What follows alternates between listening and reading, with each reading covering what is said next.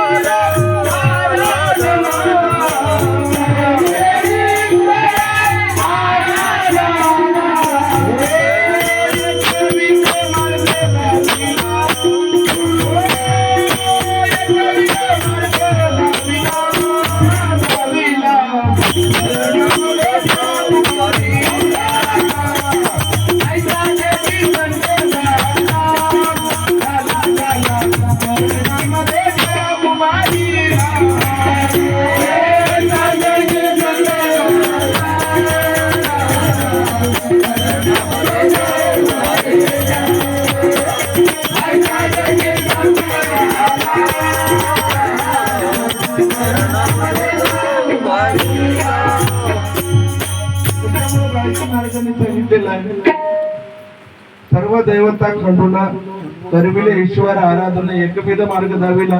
मग एवढ्या देवाचा त्याग करून जर आपण परमार्थ करत असतो एवढ्या देवांना राग येईल महाराज म्हणतात तसं नाही।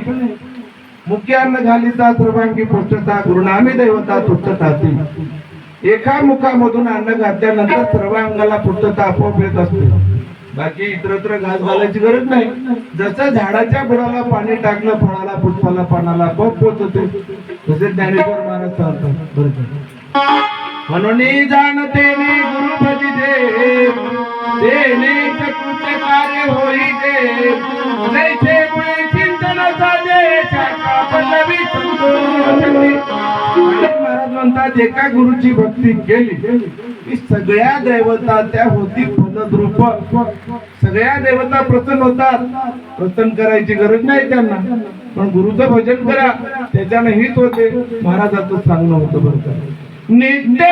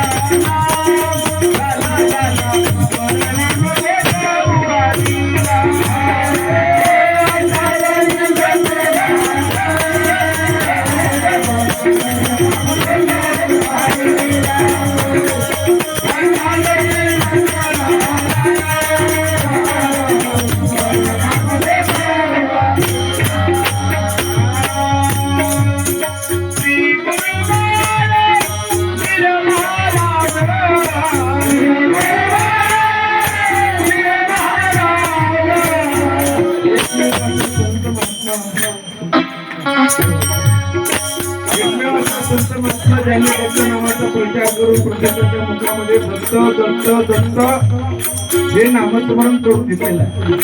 शास्त्र सांगते महाराज जनार्दन स्वामी सुद्धा ऐकनाथ महाराज सुद्धा एका अभंगाद्वारे सांगतात यज्ञ याग तत्वची वाहू गीत राहती दत्त ममता ओटी सर्व जोडे काय करायची गरज नाही कलियुगामध्ये यज्ञ याग होम हवन दत्त जर मुखाने म्हटलं तर असे 1000 यज्ञ केले एवढं पुण्य त्या नामस्मरणामध्ये आहे असं बाळगीर महाराजांना लोकांना सांगायचं होतं. म्हणून ओ श्री गुरु महाराज, गिर महाराज, श्री गुरु महाराज, गिर महाराज, तेरी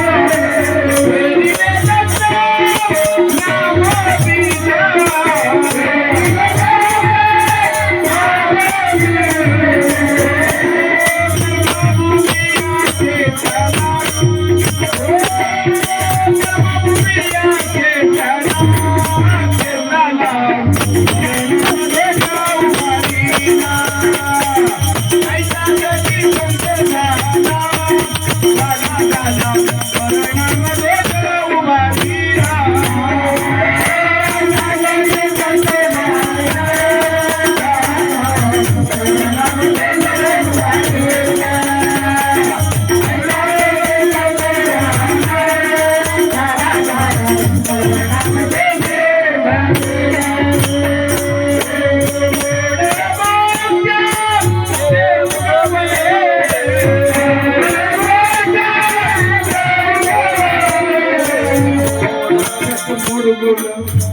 या बाळगी महाराजांनी निरालंब सृष्टी ज्याला आपण म्हणतो, वास्तविक विचार केला तर परज्ञाने आपल्याला सहजासहजी समजून येणार नाही.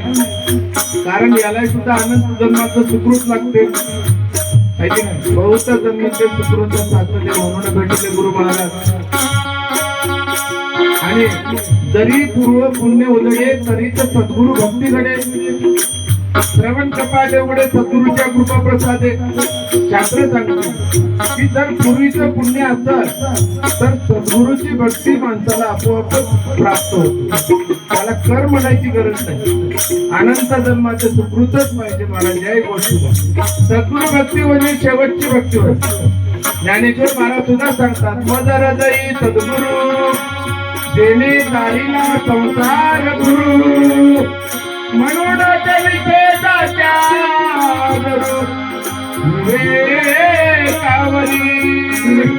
माझ्या हृदयामध्ये सुद्धा सद्गुराचं ज्ञानदेव अंतरी दत्तात्रेय योगिया ज्ञानेश्वर महाराजांच्या हृदयात सुद्धा गुरु महाराज आहेत. गुरु महाराज नाही अशी जागा कुठंच नाही असं बाळगीर महाराजांना सर्व जगाला सांगायचं होतं. सांगायचं तात्पर्य म्हणजे परज्ञान म्हणजे काय, कर्मभूमी, विकार भूमी, दिव्य भूमी, ब्रह्मभूमी अशा 4 भूमी आता आणि पराच्या 3 भूमी आता आणि दुसऱ्या अजून 2 भूमी आता. ते काही सांगणार पण 3 मात्र निश्चित सांगतो. अमृत अर्णव, शुद्ध लक्षण आणि निरानंद तृप्ती, ज्ञानपद हे 3 पदार्थ सर्वांचा नाश आहे. पण त्रिपदा नाम विधी श्रेष्ठ पूर्ण पद सत्र यत्र म्हणे रत्नभूषितम तस्मिन सिंहासने साक्षात पूर्ण पुरुष.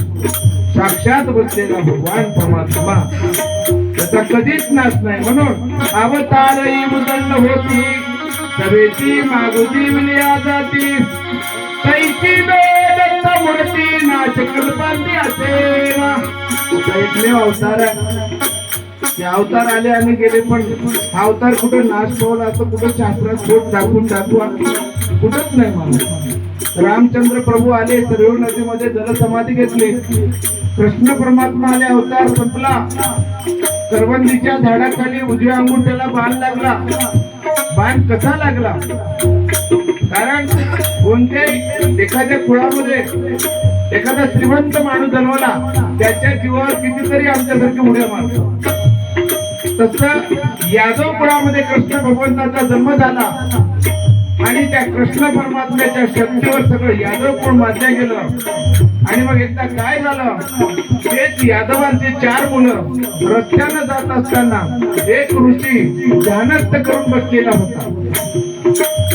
त्यांच्या मनामध्ये असा विचार आला की या ऋषीला आपण काहीतरी केलं पाहिजे, छळ केला पाहिजे. म्हणून 4 मुलापैकी एका मुलानं काय केलं आपल्या पोटामध्ये उशी घातली आणि गरोदर बाईसारखं सोंग घेऊन साडी नेसून त्या ऋषीकडे गेले आणि त्या ऋषीला म्हणतात महाराज आणि ह्या बाईला मुलगा होतो की मुलगी होते सांगा. ऋषीनं अंतर ध्यान लावलं, पाहिलं हा मुलगा आहे आपला छळ कपट करत आहे. म्हणून त्यांना राग आला आणि त्यानं सांगितलं की या मुलाच्या पोटामधून मुसळ जन्माला येईल.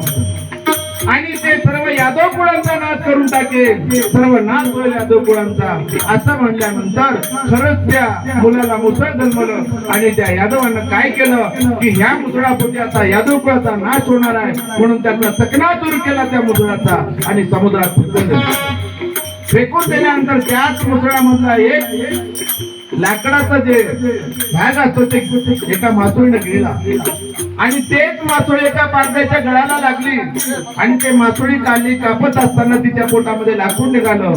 शास्त्र सांगते मच्छीच्या पोटामध्ये निघालेले लाकूड साधारण माणसाला मारायची ताकदच नाही म्हणजे त्याच्यामध्ये. या पृथ्वी तलावर सार्वभौम असणारा कोणी असेल तर त्या बाणाने मरत असेल म्हणून त्या धनुष मासोळी सापडणाऱ्या त्या पारध्याला आनंद झाला आणि तो जो बाण असणारा त्याचा बाण बनवला आणि तो बाण कृष्ण परमात्माचा कर्दळ काढला आणि उद्या अंगुठ्यामध्ये बाण लागला आणि बाण लागल्यानंतर दत्त प्राण झाले. तसा अवतार हा नाही.